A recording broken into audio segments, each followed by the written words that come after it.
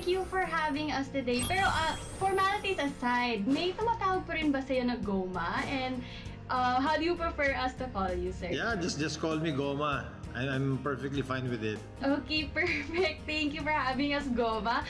And to all millennials and Gen Zs out there, Sir Richard also graduated from Arellano. And looking back, ano yung fondest memories mo habang nag-aaral ka doon? Well, I graduated in Arellano during my high school days. No, for high school for me is really the most fun part of growing up. Up to now, I still communicate with my classmates. I was also an athlete for our school. I was a varsity volleyball player during my time in Arellano. Goma Martin Javier here. Isa ka sa mga ina-admire ko. I wanna focus on sports kasi nasa usaping NCAA tayo. Pero yung main sport mo, kung saan ka talaga, kumbaga, nakilala, is fencing. You've won a lot of awards, medals po sa SEA Games. You are a 5-time national fencing champion dyan po sa Asian Masters Fencing Championship.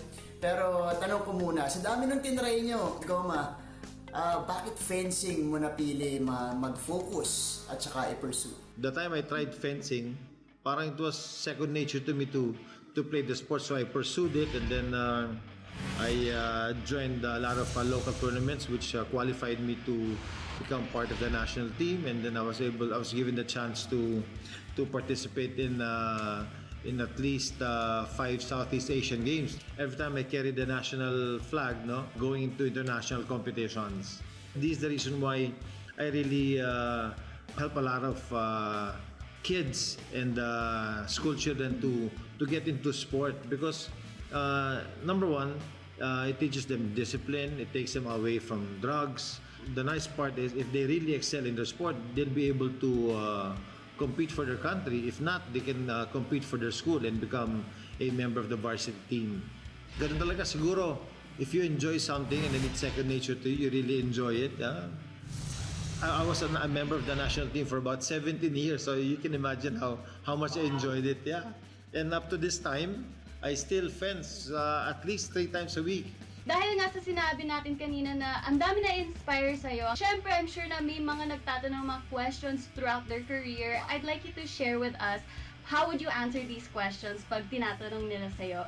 Like for example, how do you handle failure? There are also lessons that you can learn from failures. No, I joined so many competitions and I did not win all of them. And it encouraged me to train harder. It made me stronger. It made me a better athlete. Pero Goma, iba naman yung usapin pagka nagkakaroon ka na ng success as an athlete. Once you're up there, how do you sustain your newfound success? You should continue training, and you should continue joining competitions.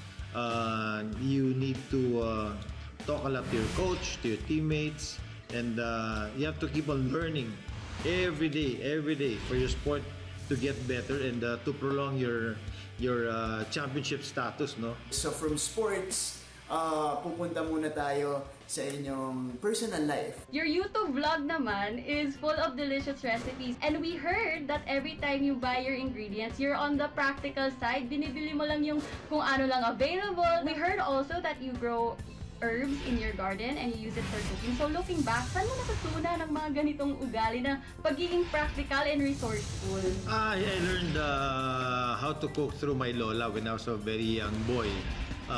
Especially on weekends. Number one, I'd go to the grocery and to the market with my lola. Ako yung taga-bit-bit niya ng basket, no? So, natuto ko na makita kong how she would choose her meat, how she would choose her vegetables. So, yun yung nakalakyan ko, natutunan ko. And then in Ormoc, I have an outdoor kitchen. That's where I do my weekly blog for Goma at Home. I'm the one who personally buy the ingredients we have here, and I make do with what we have. Let's say, for example, I need to look for cilantro, or to look for dill, or to look for fennel. So, wala naman kami mga ganun dito. So, kung ano yung available namin dito na produce, that's what I cook.